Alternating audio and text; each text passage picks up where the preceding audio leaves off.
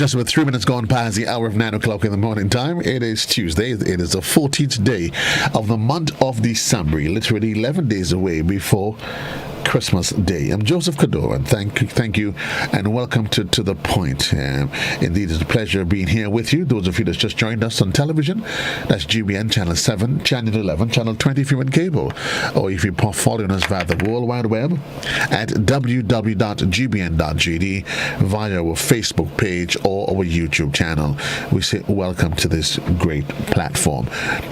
My guest this morning, already online, is Corporal Ken Joseph, and joining me later from the Community Relations Department would be ASP Trevor Rodney.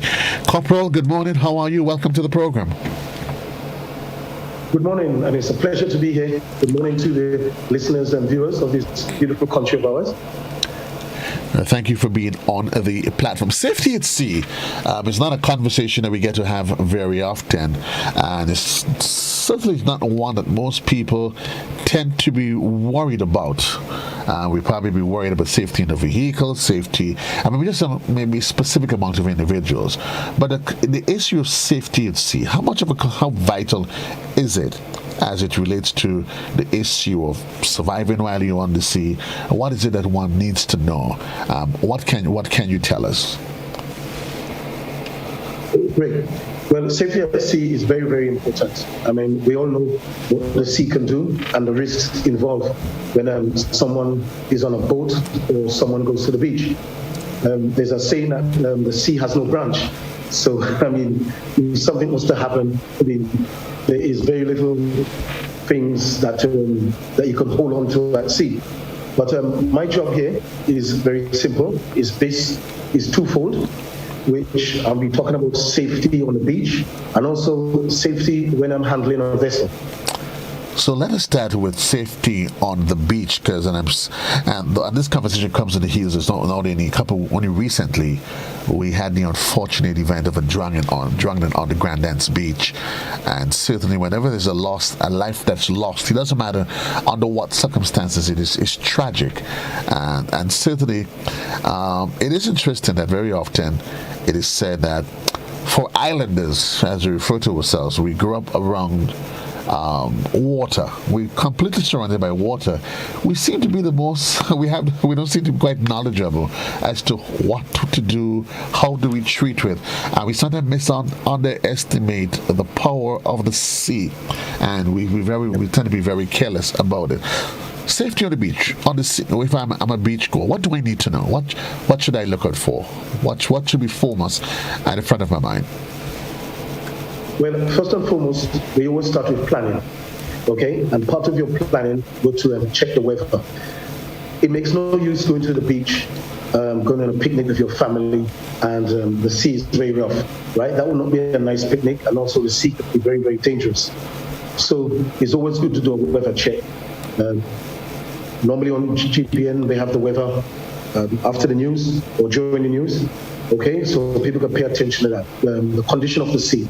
If it's too rough, I would advise persons to stay away from the beach, because it doesn't make sense. You're putting yourself and you're putting your family at risk.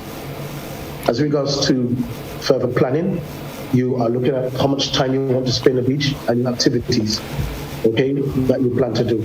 Where you plan to go, which beach, because there are some beaches in Grenada that is deeper than others. I can tell you that BBC is shallow and Granite is deep. So you may decide, if you go with kids, BBC might be the better option for you. Okay? If you do decide to go to the deeper beaches like Granite or any other beach, you need proper supervision, especially when you go with children. Okay? We all know what happened a few years ago where a toddler lost his life, and the parents, I believe, were charged for negligence.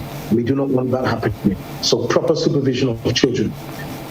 Those who could swim, there's no reason to prove yourself that you're Michael Phelps or you're one of these great swimmers. Swim parallel or along the beach, okay? That's the safest thing to do, because you may look to go out, you may end up getting cramp, and that's not a nice thing. Okay, so always remember to swim along the beach. For those who can't swim, who want to swim in the water, they must be under supervision of someone who is a competent swimmer. You can always use, you can also use flotation devices like the armbands. These can help you stay afloat in any eventuality. So these are some of the things that we need to do. Alcohol again, I need to say more, but alcohol and swimming does not go hand in hand. Alcohol impairs your judgment, and when people drink alcohol, they believe that they are Superman or Superwoman, and they want to do extraordinary things. So stay away from alcohol as much as possible. It's interesting that you made a reference to swimmers, individuals wanting to prove themselves, because that's a common element when we go to the beach, that we always assume we can challenge each other. But you're saying you always hear this statement that traditionally, typically, it's just a statement though, that non-swimmers hardly ever drown because they're quite conscious in their mind as to what their limits are. Very often, it's those who are able to swim that unfortunately may end up in some sort of unfortunate scenario. If for some reason I decide to swim out, what would you advise? I think I'm a strong enough swimmer. What is the recommendation if I'm around friends and family or if I'm alone? Okay. Well, first of all, I would never advise someone really to swim out. But for whatever reason you decide to swim out, it's always good to go out in like in pairs or someone with you. Because if you suffer from a cramp, you can be the world's best swimmer. Like I said, you could be Michael Phelps, and you're going down. And it doesn't take long for someone to drown. Okay? The time you're able to call for help, or time the lifeguard, maybe let's say you're on Granite's Beach, because there are lifeguards stationed on Granite's Beach. They might not be able to get to you on time. They might not even hear your calls, depending on which side of the beach you are. Okay, and that brings me nicely to my next point: is that when you go to the beach, if you will be close to the lifeguards, there are lifeguards stationed on the Granite's Beach. I believe there are two of them, right. 2 stations. One is people, because sometimes Granite's Beach can get a bit crowded around this time. But if you can be in proximity to them, that'd be great. Okay, but I would not really advise people to really swim out. Okay, my strong advice is to stay parallel. But if you do, because sometimes we advise and these things fall on deaf ears, go like in pairs. So should it be in difficulty, there's at least someone there that can help you. But like I said, that person has to be a competent and strong swimmer. And it's dangerous as well, because if someone is drowning, they will look to save their life. Maybe a drowning man, they say, he'll clutch at a straw, and he can also bring the person under if you're not trained in rescue swimming. So that's why I would not advise people to swim out at all. And that's an important point that you make, that while you're swimming in pairs, if you're attempting a rescue, you must have a bit of knowledge as to what is it you're doing and how that rescue should be carried out. Yes. Because what happens is that the person's in a panic, not when people are drowning or in trouble, in panic. They're going to drag you under, right? There are techniques in which you're supposed to do, and this takes training. So hence the reason why I keep saying, avoid swimming out. You have nothing to prove to anyone. You could swim, you're able to swim, do not do it. Nothing to prove to anyone. Let's assume you did heed the advice, though. You're in Grandad's Beach. Would you think it would always be a good idea to, while there are lifeguards, the beach is crowded, at least if you do decide to swim out, to advise, maybe let somebody know, listen, I'm a competent enough swimmer, but I'll be going out, maybe just notify the lifeguard, or even if you alone, maybe just to let somebody on the shore know, listen, this is my stuff, I'm swimming out? Well, that could be a very good thing to do. That could be a very good thing, because if you get in trouble, someone could be watching over you, they know you're outside there, and they can render assistance if needed. So that is a very good point. That is a very good point that you raise. Yeah. Like I said, I'm sticking to my. No need to prove to anybody that you're Michael Phelps. And Michael Phelps.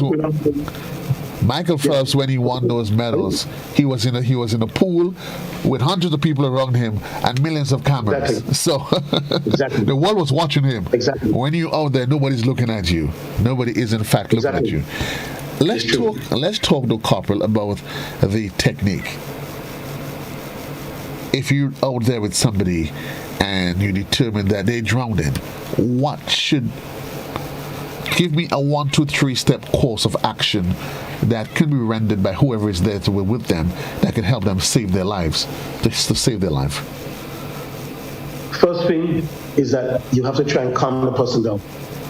Try and calm them down as much as possible. Because like I said, when someone is panicking, they can bring you under. You calm them down, and then you give them your support. Normally they hold them below the chin, and you swim shore them, but you always have to be talking to them and reassuring them. But like I said, if you're not trained in this thing, it can be very, very dangerous. It's a risk.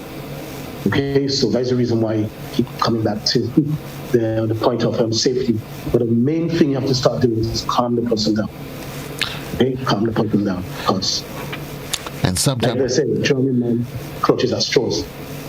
And the truth is something that may not be the easiest of things to do at all. Exactly. It may not be the easiest of things to do. So, and as you said, there's always there's always the option of wearing flotation devices. Although most people don't want to be, but they don't want to be seen using flotation devices because they assume that's for kids. Yeah, like them tires. I remember growing up as a boy. And I would not advise this to be done. The rubber tube inside the tube. Yes. Yeah, the tube. Okay, we used to go out, but that's not a very good thing because remember, tide gets you and you it's going to be dangerous. And back then we didn't have mobile phones, so if you're in trouble, you're in trouble. So I would not advise someone to drift out with these tubes, right? I mean, it looks like fun, but remember, safety. Always safety. But I mean, if for whatever reason you decide that you're going out, you're on the beach and you're there with a crowd, a tube wouldn't hurt.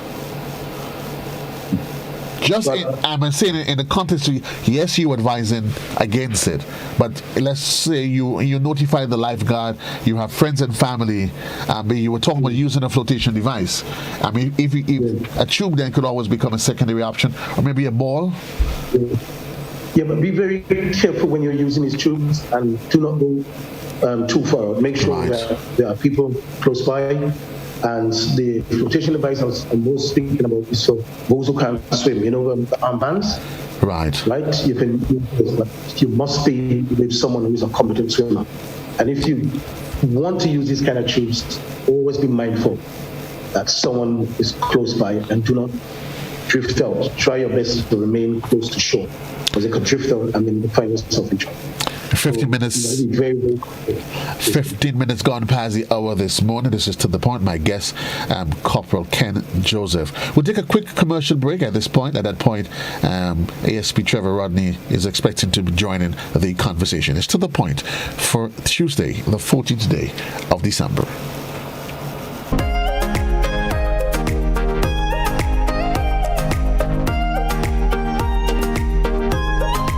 Let's get tough on breed your larceny.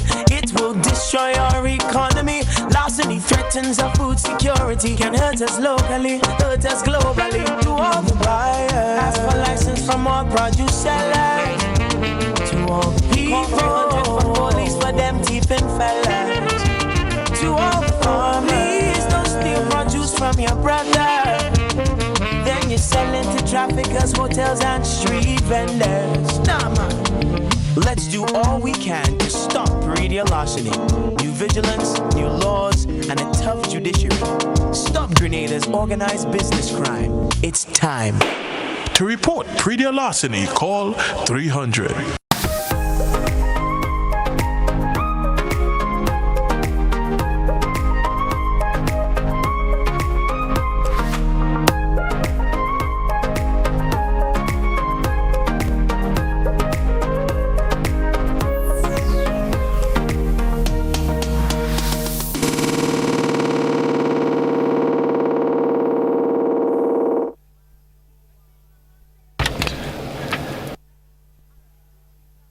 Thank you. Welcome back, Master Control. Master Control, I still need, we need to take a quick break though. I need to allow ASP Rodney in on the Zoom link.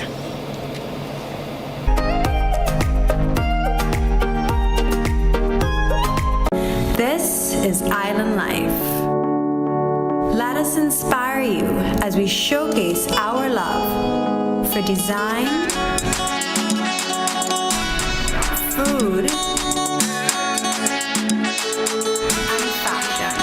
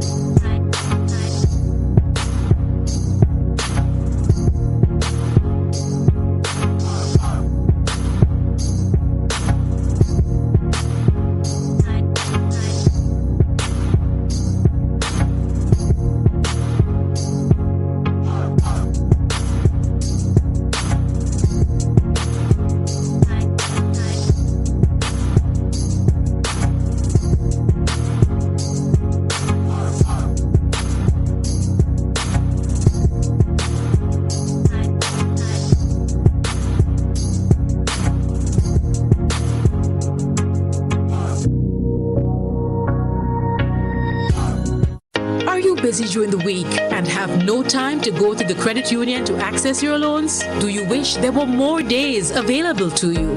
We can help. Our Loan Saturday is back by popular demand this and every Saturday at the GUT Credit Union Grandance Branch, Excel Plaza. Enjoy the peace of mind knowing that you have access to your credit union even on a weekend. So come on in and take advantage of our services every Saturday. GUT Credit Union. It's where you belong.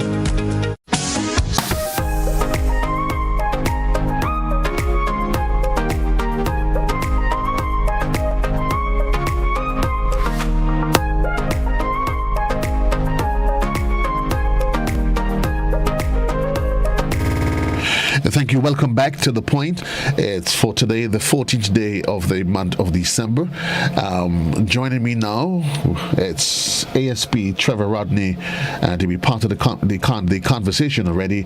Already on the program is Corporal 360 Ken Joseph. ASP, thank you. Welcome to the program. Good morning, and it is indeed a pleasure to be on to The Point this morning, where we can share some useful information to members of the public. Wonderful. Thank you. We now discussing safety on the sea. You and I will be going to be chatting with safety on land and the expectations for the Yuletide season. Corporal, let me get back to you. So we started the conversation regarding safety on the sea. Some of the do's, some of the don'ts. No need to try to pretend and be a hero. And I think we are really quite clear on that. That's it for the beachgoers. We in a culture, land and sea, we jump in a speedboat, and we off and we out and about. That's almost like an everyday thing. We don't need permission to actually do that. That comes with a risk of its own, doesn't it? That culture. Of course. Yes, of course. Well, again, it all starts with planning.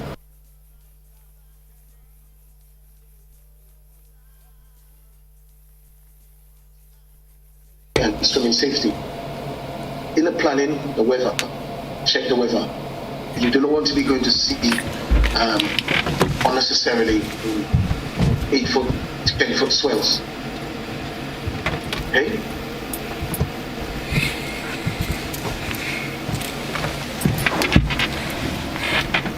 Yes, go ahead.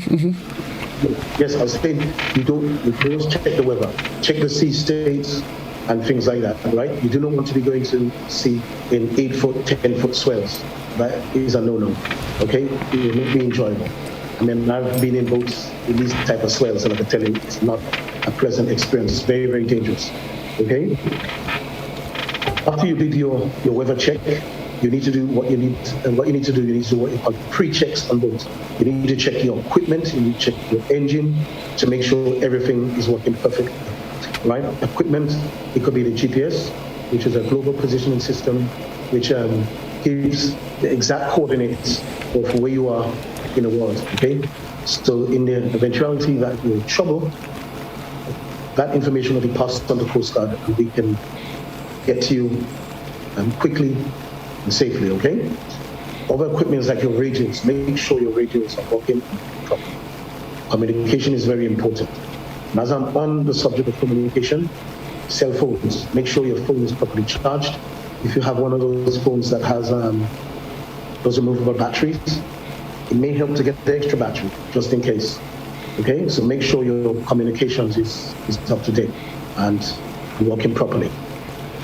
Okay, life jackets. Make sure you have a good supply of life jackets. If you go with 5 persons to sea, make sure you have life jackets for 5 persons. And make sure they can fit properly. Do not put an adult life jacket on a child. Have your conductor safety brief. Why not, though? Sorry? Why not? Because the life jacket is just going to slip right off them. It will not serve its purpose. A life jacket is supposed to fit you snug, okay? It's not supposed to fit you loose. It's supposed to hug your body. Not too tight, but not too slack. So you need a proper size life jackets for the crew that you will be going to sea with. Okay, that's the next thing. Make sure you have a competent crew. Have someone who can steer a vessel competent and know the aids to navigation. Aids to navigation are those markers you see. Like you see the red ones, you know you're not supposed to go on the outside of that because you run into a reef or into mud flats, and that's not going to be useful at all. Okay, well, so while you're there, maybe you can educate us as to markings that one would see while out in the ocean, and what is it that they represent? Right. Those red marks, you do not want to go on the outside of those red marks. Normally, when there's the red marks, or they call them channel markers, right? You can find yourself running aground, right? Because you know red is danger. Okay? In this part of the world, when you're returning to port, the red markers will be on the right. You have a saying called red returning right. So that's where you know. And then when you're going out, it is going to be on your port side, or to the layman, your left-hand side, because the port is the left and the starboard is the right. Okay, so you have to know these types of markers. They light up in the night. So if you're leaving at night, they'll be they have lights on them to guide you. So these are some of the things. There's a whole range of markers, and that's a whole discussion in itself. But the main ones are what you call danger marks. They tell you about the rocks and the reefs and anything that may be a danger to your navigation. Thank you, Corporal. ASB Trevor Rodney.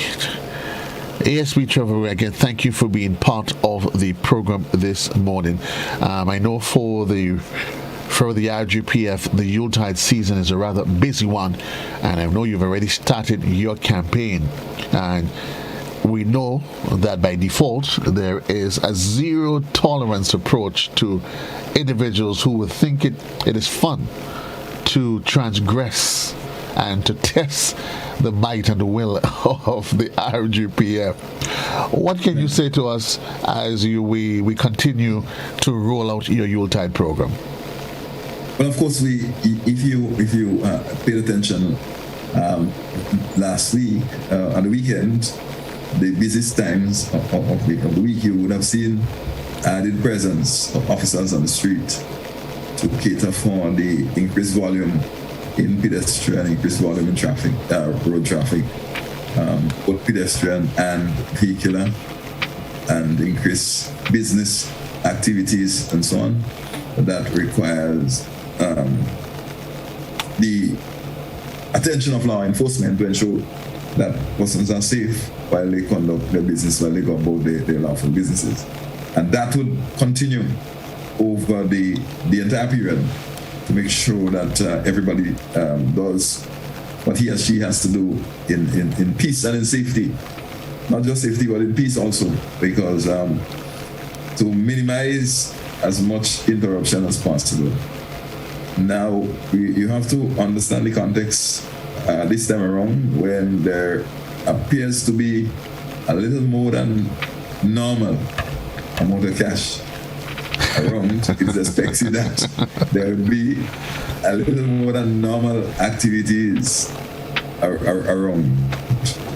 And of course, you have to pay attention to those who there are always some persons who cannot manage extra cash, and rather than put it into proper use, some people would consume more than normal alcohol, engage in activities. For instance, one of the things as a safety tip, do not expose a large amount of cash in public.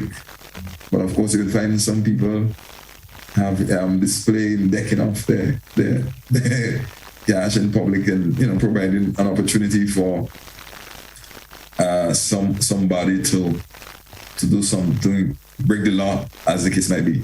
So that is why we on the various media platforms to encourage the public to be safe and to give them some safety tip, remind them of some of the things that they may have forgotten, because we do it on a regular basis. And also a presence that serves as a deterrent, and also to what we do not deter, to be able to capture and prosecute, because it has to be the full range. So you deter. Some may avoid deterrence, and we have to capture and prosecute. And so that is why you may find activities, for instance, traffic check and so on. So we employ members of the public. We beg in your cooperation to be mindful that what we're doing. Look at the big picture. Mindful of what we're doing is for the protection of every citizen. So from time to time, we have to check protection, both in terms of vehicle safety, road safety, and criminal activities. So we'll have to check road safety, vehicle safety, in terms of if your vehicle is not roadworthy, then you will be prone to accident, both to you civilians, other vehicles, property, and of course yourself. Checking for mechanical defects, lights, and all these other things that can create an offense under the Road Traffic Act. Well, let me ask you, though. Criminal activity. Let me ask you, ASP, and I think everybody certainly respects and appreciate the value or the role of the Royal Grenadier and the police force. But sometimes, though, it begs the question of timing as to when these road checks, these stoppages are made. Rush hour, right. After 4 in the afternoon, I'm trying to get home, heavy volume of traffic. You turn a corner, who is there? The boys in stripes, as they say. Right. And you start going like, seriously, this time of the day? Right. And that is a very good point. That is a very good point that you have raised. But it is important. A lot of times we do our operation based on intelligence. Right? Now, the criminals, they do not, listen, real criminals don't just get up and do a thing, because they get caught easily. Okay. So we normally say in law enforcement, the people that are easily caught, they are not the real criminals. The real criminal plan. So the real criminal would say, okay, the general public will raise an issue about being checked, vehicles being checked in rush hour, as you said. So that, and if the general public raise it, okay, the policemen take that into consideration. So that might be a good time to attempt to commit crime or do what you have to do. So So it's important that the general public understand that we operate. Yes, we may do something, and that is why we ask for your cooperation. We may engage in an operation, and you may think the timing is bad, but we have our intelligence that we're using, and we know that there are people who would take a lot. Listen, Joseph, you would be amazed to know the amount of people that take chances on the road, especially people without license and uninsured vehicle and so on.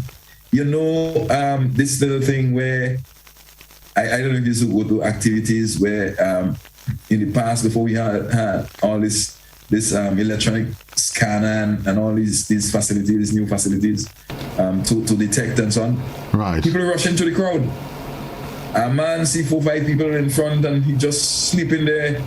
As soon as you lose your attention and so forth. So the same thing happens.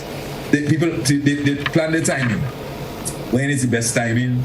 And it amazes you. They study how they are going to avoid detection, avoid law enforcement, and they sleep in together with the members of the public who are willing to comply to the law. So there are sometimes we have to do these operations to be able to catch this person and of course bring them to justice. So it is important to raise that so the general public would have an appreciation for what we do and when we do it. Critical to the success of the IGPF is the support and the involvement and ultimately the cooperation of the general public, whether it's a case where we are out at sea or we are on land. ASP, what are some of the advice that you would give to the general public that could help you as the IGPF ensure that we remain safe? I know we started talking about avoiding the large bulks of cash, because you always highlight the fact that a lot of crimes, the criminals, it's the occasion. There must be the occasion, the opportunity, that sort of thing. So you limit that. What are some of the other things though that one can do? Right. So let's talk about home security, for instance. Do not leave keys. And one would say, well, people still do that? Yes, they do. Not leave keys on the doormats. I was about to ask, people really still do that? I was going to ask that people really still do that. Of course. Somebody might say, in case I forget my keys. And no, it is important for the general public to understand that from a law enforcement perspective, times have changed. And of course, behaviors of individuals have changed also, right? So the things that we took for granted in the past, certainly you have to be more vigilant now because the environment has changed. And keep all doors and windows properly locked, especially at nights and whenever no one is at home. So those, sometimes you just pull your door, as we say. In local parlance, you just pull your door, you don't actually lock it because you're not going far, you're running around. And some people still believe if I leave my door open, nobody shouldn't come. Well, of course, that is the case. But what the reality is, somebody may just come. So keep them locked.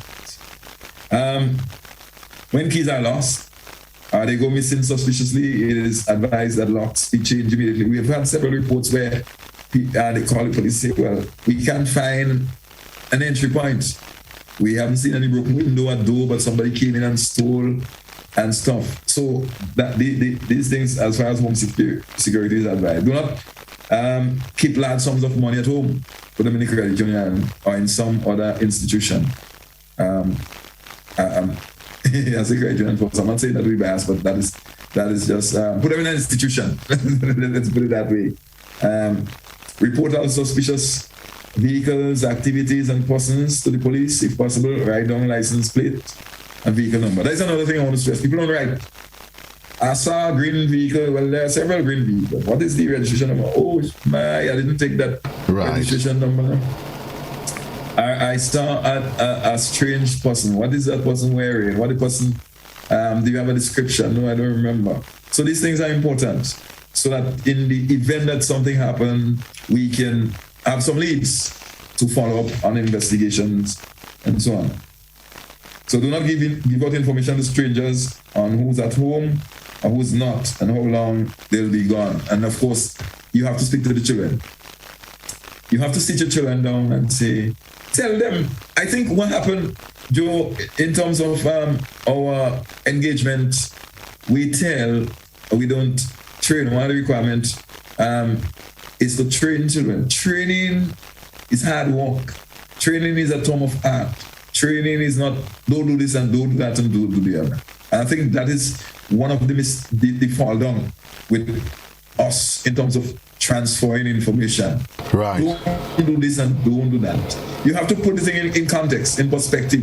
You have to say, listen, now is Christmas time. Everybody wants to spend money. Everybody wants to be a part of the activity. Some people, based on the money they're working for, they would not be able to conduct their affairs as how they want to do because they do not have sufficient funds. The next thing they might do is to try to steal from us who they believe. These things you have to tell the children. So if somebody comes questioning you about who is there, where is daddy, where is mommy, you shouldn't tell them because they may want to know where you are so that what we are supposed to enjoy, they may want to take it away. And if you tell them in that way, you may find they're readily responding. So a lot of times it's something that I always say we have to train, and training is hard work. It's not, but a lot of times if you see anybody come on the stranger, don't tell them where we go. Well, you have not told them why. They may just say, okay, children are inquisitive. Right. And they may even say, Mommy, say don't tell nobody because they are children. And well, I think probably each and every parent has gone through that. Mommy, say to say. Yes, definitely. So it means that you have to take some time. Because if you don't, it's going to, you always have to look at the long-term effect, the rippling effect and the long-term effect. A lot of times we do things and not looking at the long-term effect. We look at what is immediate. But if you take some time and secure your property, take the tips and apply them, you may just find that you may have the Merry Christmas that you talk about, but you become irresponsible, and you may not have the Merry Christmas. You may have high blood pressure Christmas. And that's what you don't want. It's 20 minutes. You might be stressed out. Christmas Day, you can't even meet the ham because you're stressed out. You might have to be running to the hospital. You might have to be running some other place that would cause great inconvenience, and maybe you would have to spend what you do not have to spend. I want to share something with you that a contributor just posted on our social media platform. He said, as far as we can see, police do not patrol the tongue of St. George. All I can see is the ones directing traffic. What about going in and out of the St. George's Market Square, in and out of the stores? I'm not seeing that. Right. What would your response to that? Right. I know that officers do. I know that officers they go, but maybe they need to do that more frequently.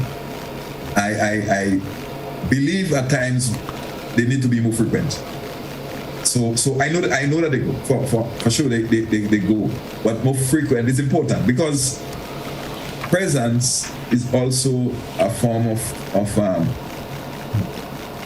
deterrence. Force present, mere present. Yes. And that I'm agreeing with you wholeheartedly, ASP. Mere presence is a form of because there are areas need to be more frequent than others. I mean that is a given. There are areas you just need to frequent more than others because engage more than others because certain activities, as I say, we police by intelligence, and we must know the areas that we quote unquote we call them in law enforcement hotspots. The hotspots. That the hotspot areas will be visited.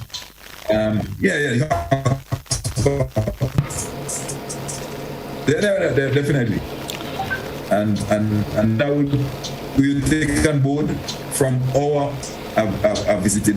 They are patrolled more frequently. But that's a good observation.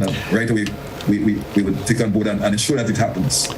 17 minutes on to the hour. My guest, ASPD Trevor Rodney and Corporal Ken Joseph. Corporal, let me come back to you again.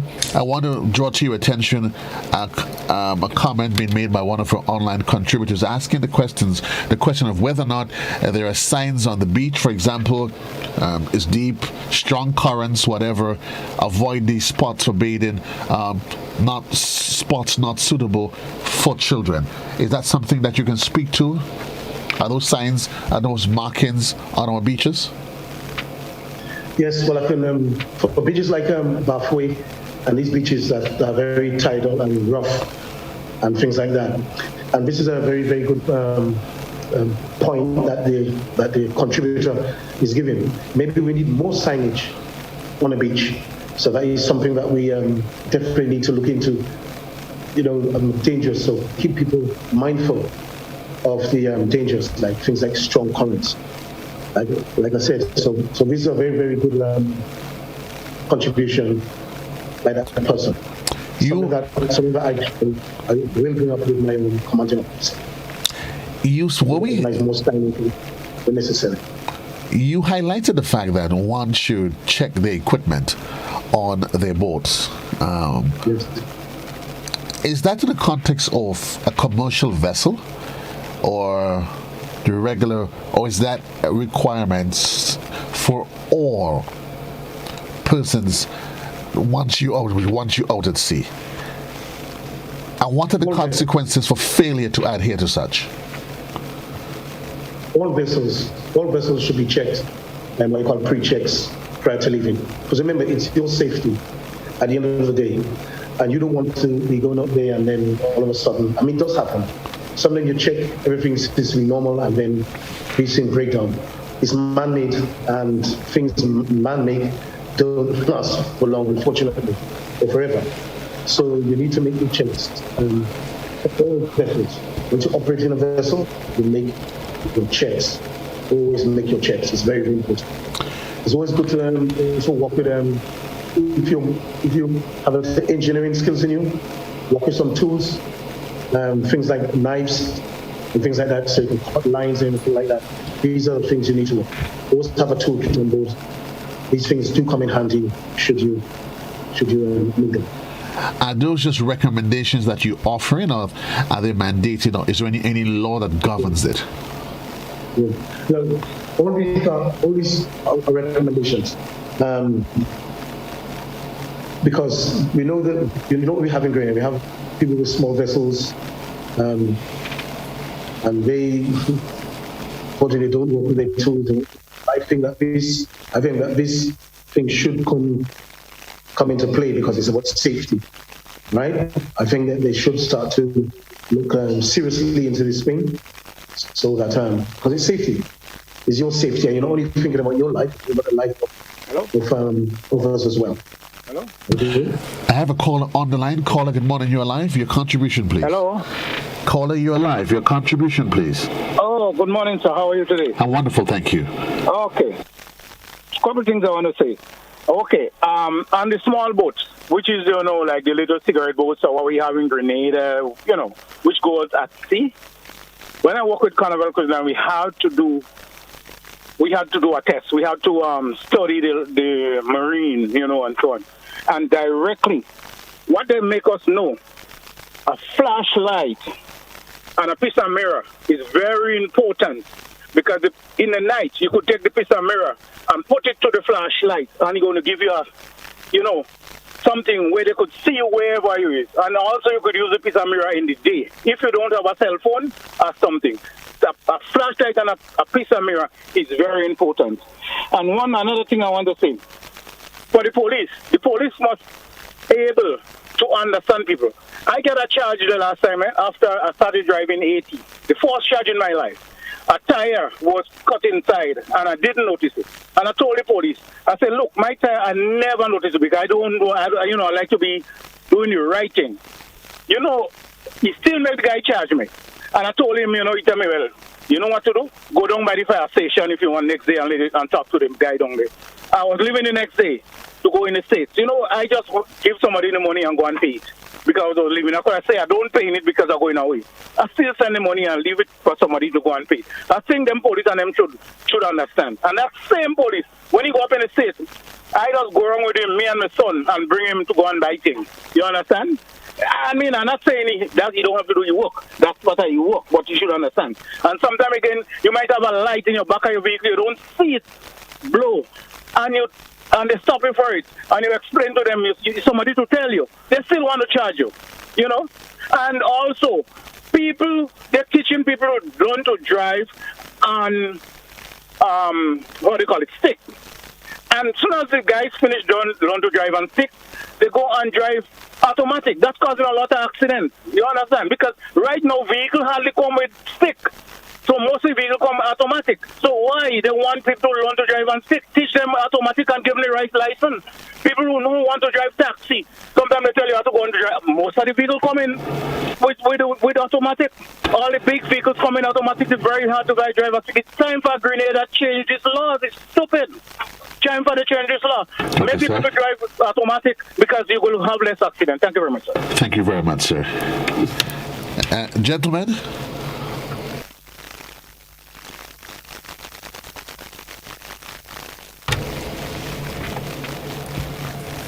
Corporal? I think we've actually lost ASP. Yeah. Well, I was speaking about the flashlights and mirrors. It's a good point that you brought up. And that brings me nicely into some of the pointers that I want to raise here this morning. The lighter takes reflection from the sun and people will be able to see it. But these things is more for the day, right? Flashlights could be used at night, but the best thing is flares. Now, there's two types of flares basically: the day flare and the night flare. The day flare is a smoke flare.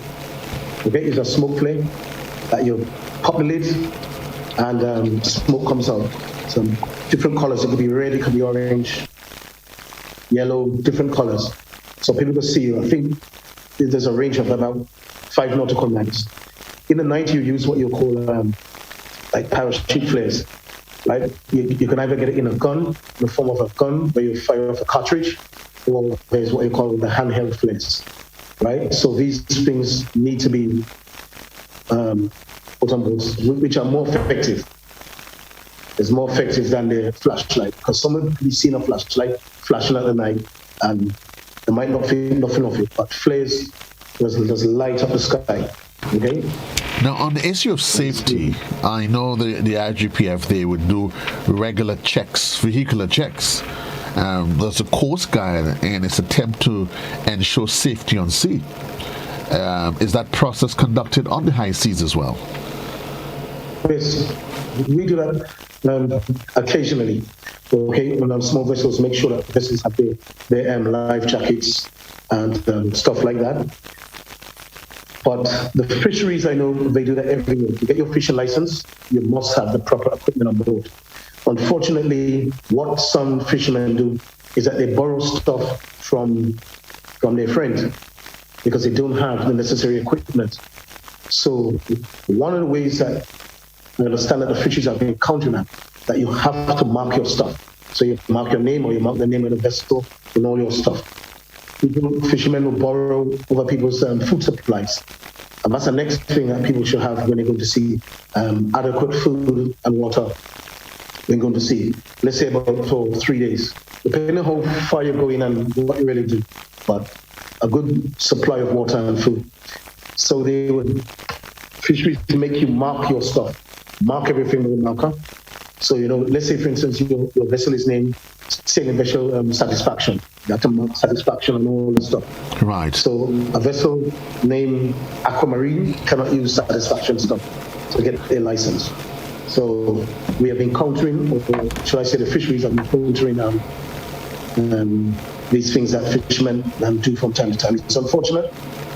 Remember, it's their safety, but we need to make sure that these things are done and the law is adhered to. And I agree with you, because I know they do the inspection. They completed it just at the end of November, but I think very often the challenge is that of ensuring compliance, whether or not they have the resources. And I'm assuming that's where the RGPF they comes in, so as to ensure, because I started to wonder whether or not many of these little small boats that you see around the place. I mean, and the fisher boats, maybe the bigger ones that probably goes out for a longer period of time. But the question is whether or not most of the small boats that we see around the place, whether or not they do in fact follow those stipulated suggestions. They follow those guidelines. Some do, and some don't, unfortunately. We have spoken to a number of boats who, for some reason, they don't have adequate life jackets for the crew.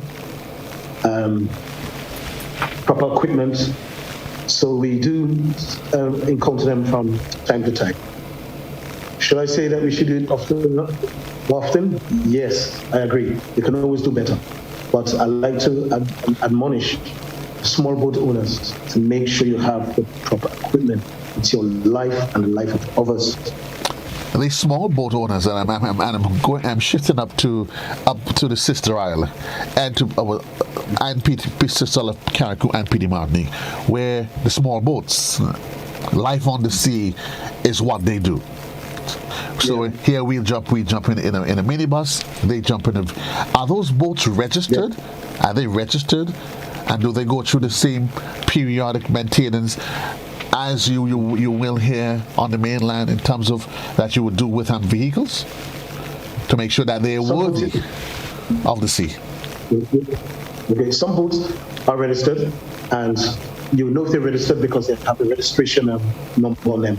And our code is J3 or Juliet, so we speak, and many of us see a list of numbers behind them.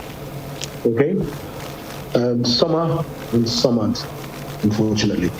And because people just build a boat, paint it, and just go to sea. Maybe stronger measures need to come through our parliaments to have all vessels registered, and all vessels have the equipment.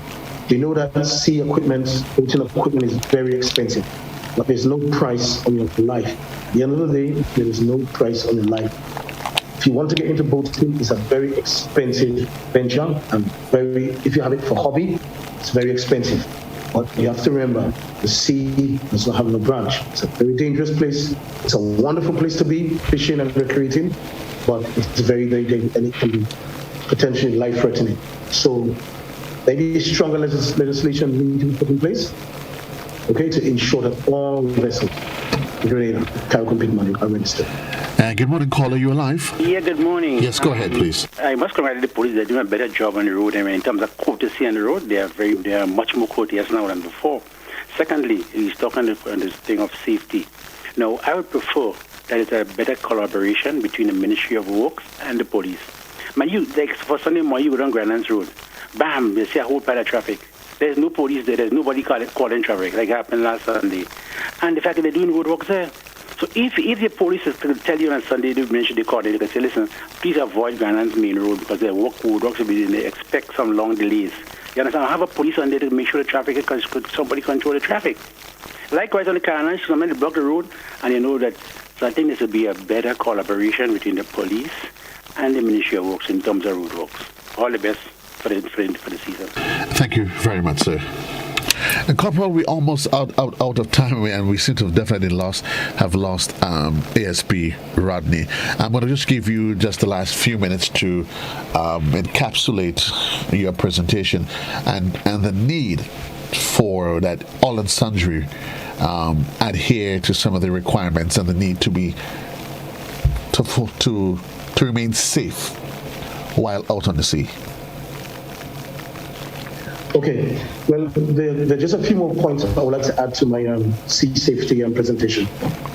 Alcohol and boat steering does not agree, just like I said with alcohol and swimming. So once you are steering a vessel, or in control of a vessel, operating a vessel, or you put it, avoid drinking alcohol. Alcohol impairs judgment. And like I said, it can cause a boating accident, something that we do not want to happen. Okay?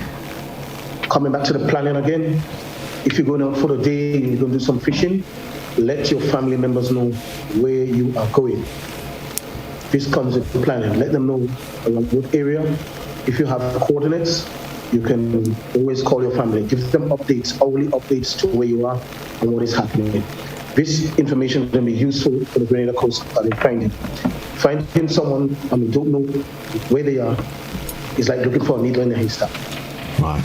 So you need to know, for people, your family needs to know where you are at all times. If you decide to change your route or your plan, let the family know.